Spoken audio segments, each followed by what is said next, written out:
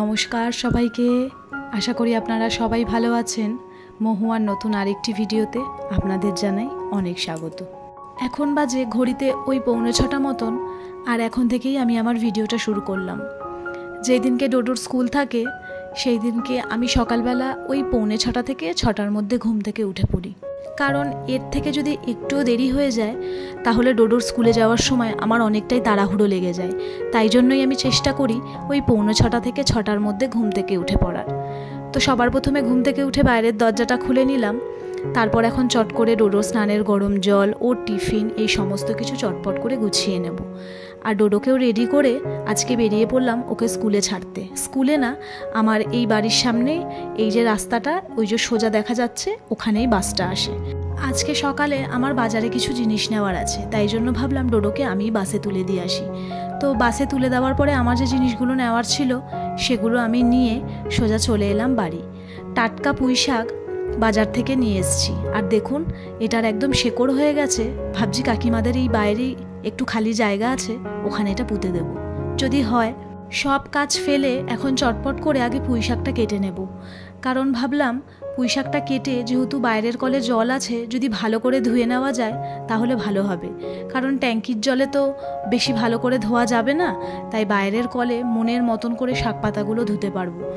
আর এখন বর্ষাকাল, এখন শাক পাতায় কিন্তু মাটি, তারপর ছোটোখাটো পোকামাকড় এগুলো থাকে, তাই খুব ভালো করে বেছে খেতে হয় আর খুব ভালোভাবে ধুতেও হয়। ভিজিয়েছিলাম বেশ কিছু জামা কাপড়। সত্যি কথা বলতে এখন তো জামা কাপড় কাচতেই ভয় লাগে। আজকে জামা কাপড় কাচলে সেটা শুকোতে শুকোতে 1 সপ্তাহ মতন সময় লেগে যাচ্ছে। বৃষ্টিটা যে পরিমাণে আমাদের সঙ্গে খেলা শুরু করেছে, জামা কাপড় মেললেই ঝমঝমিয়ে বৃষ্টি শুরু হয়ে যাচ্ছে, আবার জামা কাপড় তুলে নিলেই কোথার থেকে যেন খটখটে রোদ চলে আসছে। আর এই সমস্ত করতে করতে ঘরের কাজেরও অনেক দেরি হয়ে যাচ্ছে। বাইরের সমস্ত কাজ সেরে এখন চটপট করে খেয়ে নেব একটু চা, কারণ চা না খেলে তো কোনো কাজেই এনার্জিও আসবে না আর মনও বসবে না। আজকে ব্রেকফাস্টে বানাচ্ছি এগ রোল। সকালবেলা যখন ডোডো স্কুলে গেছে তখনই রুটি বানিয়ে রেখেছিলাম, আর এখন এগ রোল বানাবো একদম ঘরোয়া উপায়ে, আমার মতো করে। ওই পেঁয়াজ আর ক্যাপসিকামটা একটুখানি হালকা তেলে নাড়াচাড়া করে ওর মধ্যে নুন আর গোলমরিচের গুঁড়ো দিয়ে রেখেছি। তারপরে এই অমলেটটার মধ্যে একটু কেচাপ ভালো করে স্প্রেড করে ওর মধ্যে শসা আর ওই পেঁয়াজ ক্যাপসিকামটা দিয়ে দিলেই রেডি হয়ে যাবে এগ রোল। আজকে বাজার থেকে অজয় নিয়ে এসছে চিংড়ি মাছ। ওই যে দেখলেন তখন পুঁই শাক এনেছি, সেই জন্য চিংড়ি মাছ আনিয়েছি। প্রায় সময় তো পুঁই শাক দিয়ে আর মাছের মাথা দিয়ে খাওয়াই হয়, তাই ভাবলাম আজকে চিংড়ি মাছ দিয়ে করি। চিংড়ি মাছগুলো কিন্তু বেশ বড় বড় সাইজের দেখুন, আর আমি এইভাবে চিংড়ি মাছ ছাড়াই। চিংড়ি মাছটা ভালো করে পরিষ্কার করে ধুয়ে সবার প্রথমে ভাবলাম পুঁই শাকটা আগে রান্না করে নিই, কারণ পুঁই শাকটা হতে বেশ খানিকক্ষণ সময় লাগে, তাই আগে পুঁই শাকটা রান্না করে নেব, তারপরে চিকেন রান্না করব। একটা কথা কি জানেন তো, যখনই আমি এই সমস্ত ঘরের সংসারের কাজ করি তখন একটা কথা আমার মাথার মধ্যে সবসময় ঘুরতে থাকে, যে বিয়ের আগে আমাদের লাইফস্টাইলটা কিন্তু টোটালি অন্যরকম থাকে। তখন আমরা কতটা অগোছালো থাকি, আমরা পুরোপুরিভাবে মায়ের ওপর ডিপেন্ডেবল হয়ে থাকি। আমাদের একটা আধা খেঁচড়া কাজ, একটা অসম্পূর্ণ কাজ, সেটা কিন্তু মা সম্পূর্ণ করে দেয়।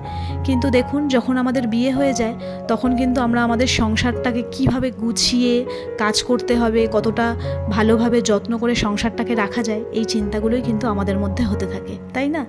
একটা মেয়ের বিয়ের পরে কিন্তু সম্পূর্ণভাবে তার লাইফস্টাইলটা, তার সমস্ত কিছু কিন্তু চেঞ্জ হয়ে যায়, তাই না? আর এই চেঞ্জেসগুলোই কিন্তু আমাদের সংসারটাকে খুব সুন্দর মনের মতন করে তোলে, কি তাই না?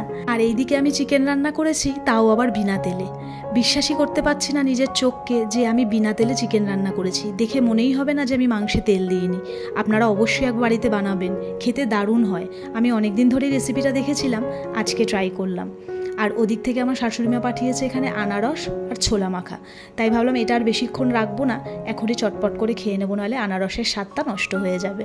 আমার বাড়িতে যখনই কোনো ভালো জিনিস অজয় নিয়ে আসে তখন সেটা আমি সাথে সাথে শ্বশুর বাড়িতে পাঠিয়ে দিই, বাপের বাড়ি পাঠাই, আর ওই বাড়ির থেকেও সেটাই সেম হয়। যখনই কোনো ভালো মন্দ জিনিস আসে তখনই সেটা এখানে ওরা পাঠিয়ে দেয়। আগে তো একসাথে থেকেছিলাম, এখন ওই 2 বছর মতন হলো আলাদা থাকি, তাই যখনই যেটা ভালো মন্দ জিনিস আসে সেটা বাড়িতে পাঠিয়ে দেওয়া হয়। তো এদিকে আমার কাজকর্ম সব হয়ে গেছে।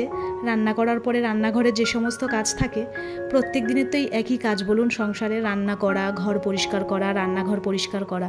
এই প্রত্যেক দিনের কাজকর্মই আপনাদের সঙ্গে ডেইলি ব্লগ হিসেবে আমরা শেয়ার করি। আর আরেকটা কথা আপনাদের সাথে শেয়ার না করলেই নয়, শুধুমাত্র আপনাদের ভালোবাসায় আমি আমার চ্যানেলটার মনিটাইজেশনটা অন করতে পেরেছি। এখনও আরও অনেক পথ চলা বাকি, তার জন্য আপনাদের পাশে থাকতে হবে। আপনাদের আশীর্বাদ আমার অনেক অনেক দরকার। এইভাবে পাশে থাকবেন আর আমাকে অনেক অনেক সাপোর্ট করবেন। অনেক কষ্ট, অনেক লড়াই, দীর্ঘদিনের অনেক অনেক প্রচেষ্টার পরে আজকে আমি এই জায়গায় আসতে পেরেছি। কোনো এক সময় আপনাদের সঙ্গে আমি আমার ইউটিউবের জার্নিটা শেয়ার করব, যদি আপনারা শুনতে চান তাহলে। যেহেতু বর্ষাকাল, তাই শুকনো লঙ্কাগুলোর খুব বাজে অবস্থা। এই কয়েকদিন হলো দোকান থেকে আনা হয়েছে, পুরো শুকনো লঙ্কাগুলোর মধ্যে ছাতকুড়া পড়ে গেছে। তাই লঙ্কাগুলোকে একটা শুকনো কাপড়ের মধ্যে একটু ভালো করে মুছে নিচ্ছি। এই বর্ষাকালে শুকনো লঙ্কা বলুন, জিরে, ধনে, মানে গোটা জিরে, গোটা ধনে, এগুলো যদি একটু শুকনো কড়াইয়ে তেলে রাখা হয় তাহলে এগুলো আর কোনো রকমভাবেই খারাপ হয় না।